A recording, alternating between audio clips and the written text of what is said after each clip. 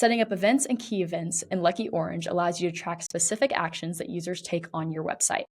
Lucky Orange events don't require a developer a deep knowledge of coding to do.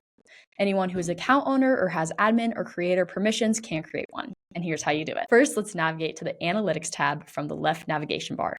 Click on Events and select Manager. Click on the purple Add New Event button. From here, you'll be prompted to select one of 3 actions for your new event. First off, page visits. Page visits is to track when visitors come from a specific URL, including UTM parameters. Use it to see which page users visit with insights into user navigation paths, popular content, and drop-off points. First, give the event a new name for eternal use. Click the purple Next button. Add the page URL. You can either paste part of the link into the field. This would be ideal for UTM parameters, or select the desired URL from the Select URL dropdown. This will automatically populate URLs from your webpage. Click the purple Next button, review your event settings, and then click the purple Save button. Next, element interaction. This type of event provides detailed insights into how users interact with a specific element on your page, such as a call to action button, form, or even link. First, again, give the event a name. Click the purple Next button, and your site should display.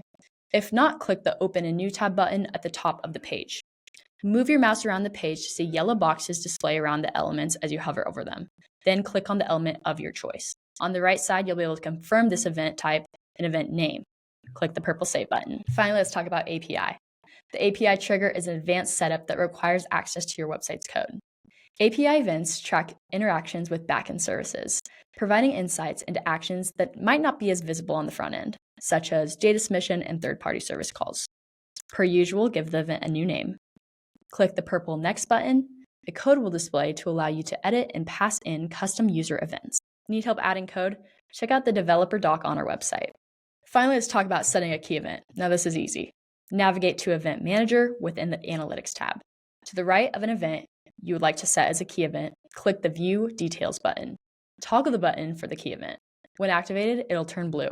To confirm, your Event Manager will display a lightning bolt to the right of the event set as a key event.